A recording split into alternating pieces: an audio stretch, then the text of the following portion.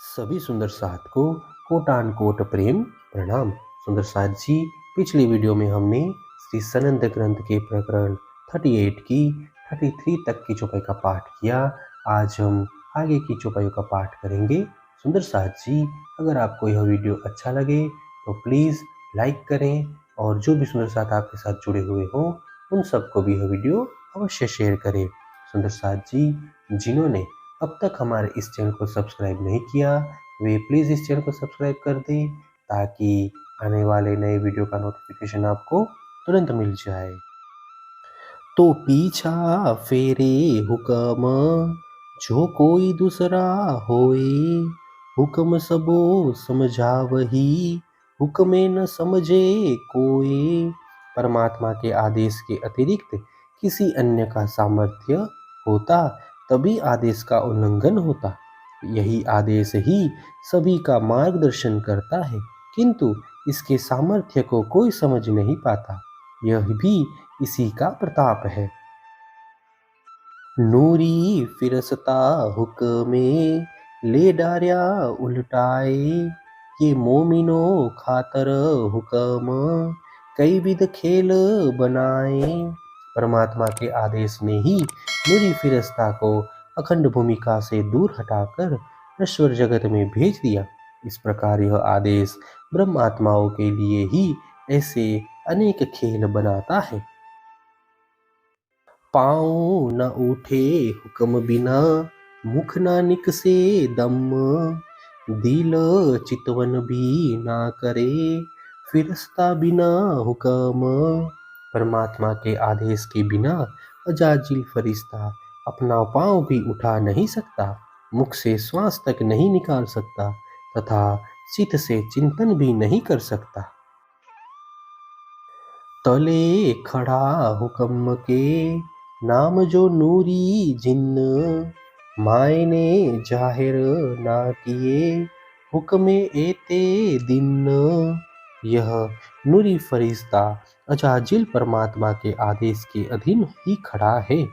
इसी आदेश ने आज पर्यंत कुरान के रहस्य स्पष्ट नहीं किए थे। बूर का डाल अजाजिल पर हुक्मे किया रद्द, सेजदा कराया आदम पर जित मेहंदी मोमिन मोहम्मद। अजाजिल की बुद्धि पर अज्ञान का पर्दा डालकर इसी आदेश ने परमात्मा का आदेश अस्वीकार करवाया, अर्थात उसने उस समय आदम को नमन करने नहीं दिया।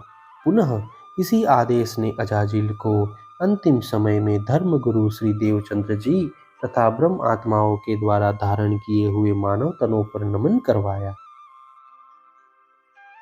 बेसुध हुक्मे कर के खेल कराया छल, ताए जो सेजदा करावही पर हुक्म बस अकल। इसी आदेश ने अजाजिल को बेसुध बनाकर उसके द्वारा ऐसे छल कपटपूर्ण खेल की रचना करवाई और मानव तन धारण की हुई ब्रह्मात्माओं को उससे नमन करवाया। वस्तुतः सबकी बुद्धि परमात्मा के आदेश के अधीन होती है। फिरस्ता कतरे नूर से लानत दीनी ताए, सो मोमिन जाहिर कर के हुक्मे से जदा कराए। अक्षर ब्रह्म की बुद्धि के अंश से उत्पन्न इस अजाजिल फरिश्तों को भी इस प्रकार धिक्कार दिया गया। पुनः ब्रह्म आत्माओं को प्रकट कर इस आदेश ने उसको ब्रह्म आत्माओं के समक्ष नमन करवाया। जीन आदम में मोहम्मद हुक्मे आए मोमन, अजाजिल अब हुक्मे पकड़ कदम हुआ रोशन।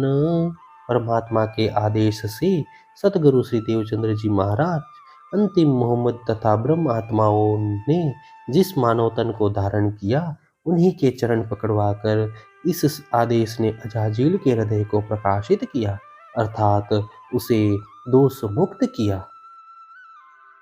हुक्मे आवे लूदनी हुक्मे आवे किताब, सोई खोले हक हुक्मे, जिन सिर दिया खिताब।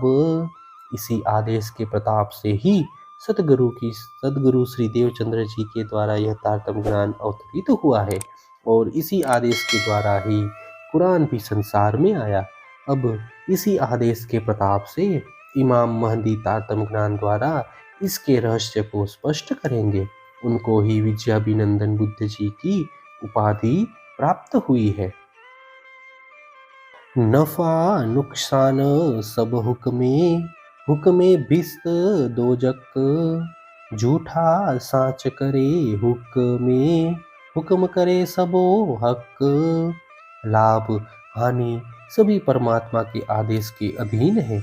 इसी आदेश के प्रताप से धार्मिक प्राणियों को मुक्ति स्थल का सुख तथा पापियों को नरक का दुख प्राप्त होता है। यह आदेश ही स्वप्नवत जीवों को अखंड मुक्ति स्थलों का सुख प्रदान करता है और पूरे ब्रह्मांड को अखंड बना देता है।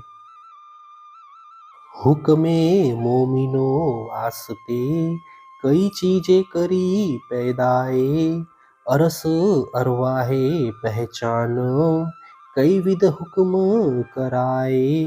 इसी आदेश ने ही ब्रह्मात्माओं के लिए अनेक सामग्रियां उत्पन्न की है और यही आदेश परम धाम की आत्माओं की अनेक प्रकार से पहचान करवाता है। हे सुंदर साथ जी, इसी के साथ श्री सनंद ग्रंथ के प्रकरण 38 की 44 तक की चौपाई का पाठ पूर्ण हुआ। आगे की चौपाइयों का पाठ हम नेक्स्ट वीडियो में करेंगे। सुंदर साथ जी, अगर आपको यह वीडियो अच्छा लगा हो तो प्लीज़ लाइक, शेयर और सब्सक्राइब अवश्य कर दें। प्रणाम जी।